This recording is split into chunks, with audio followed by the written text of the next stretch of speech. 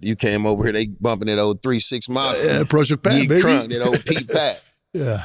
Sure. So but when you came, you ended up going to Lausanne. Yeah. And playing for the Lausanne. What's the Lausanne who? Lynx. The Lausanne Lynx. Shout out Lausanne. Shout out to the Lausanne Lynx.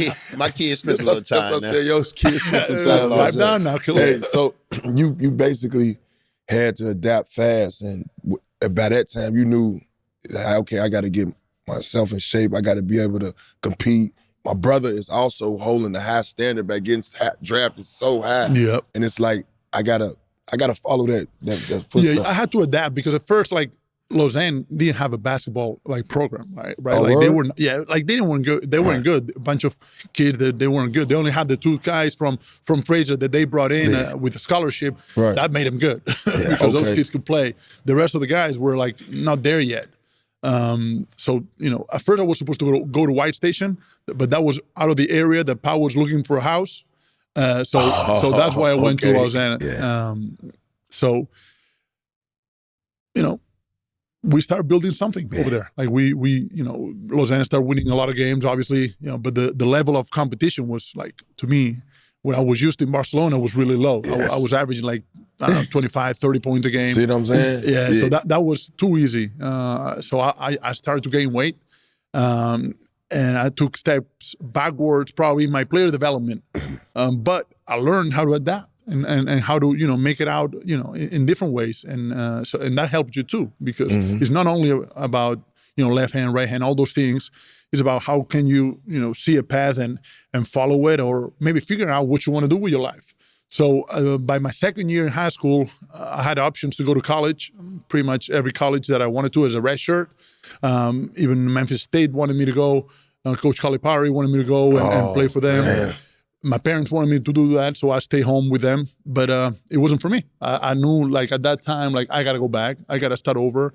And, I got to make my own way. I got to create my own path, because this is, like, my family path. That's what Pau is doing. He's going that way, the Memphis and the American way. I got to go back and start from scratch. So that's why I went back. So you always knew that you wanted to go back. So it was never thought about college. Just straight, I'm going to go back and do my own way, do my own route. Try to get to at that point. That's how I felt, and that's how I felt, and I could live with the consequences of not working out if it was my decision and for my reasons, and that's how I felt at that moment.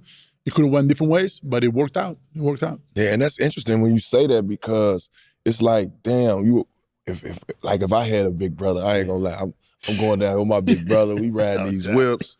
We turned up. I got all the chicks in the high school, man. It's a different mindset, right? So for bro, he like, hell no, I want my own lane. And so when I say the out the mud moniker, it's like, bro, you went back like, hell no. The hell with colleges. I'm going back.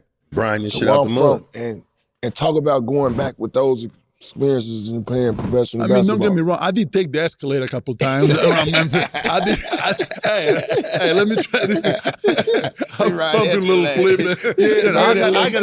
I can do this. This is the way I went, ball. I did take the escalator a couple times and got a couple of, fender benders, but it's okay. It's okay. He forgave me for that. He understood. But yeah, it's just, I think you gotta, like I said, like, live with your own decisions, right? And at that time, it felt right to go back to Spain, start from scratch, start like what I was saying, in a professional atmosphere. Barcelona gave me a chance to be part of the professional team that won the EuroLeague the year before, and the coach saw me play during the summer, and I was completely overweight. And I said, like, look, you know what? I see something in you that I like, and I want to, build you up and bring you in and develop you. And I'm like, yeah, sure.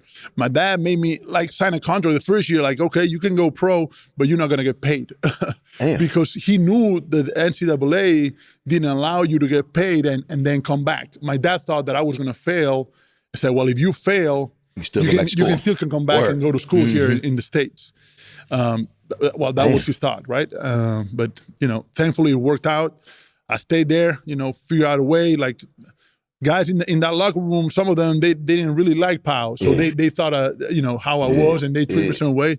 But, it's okay. Like, you figure out a way, and you compete. And once you start competing with those guys and you help them and you show them every day what you're about, you get respect. That's all you want. And once you get respect, it's only growth from there.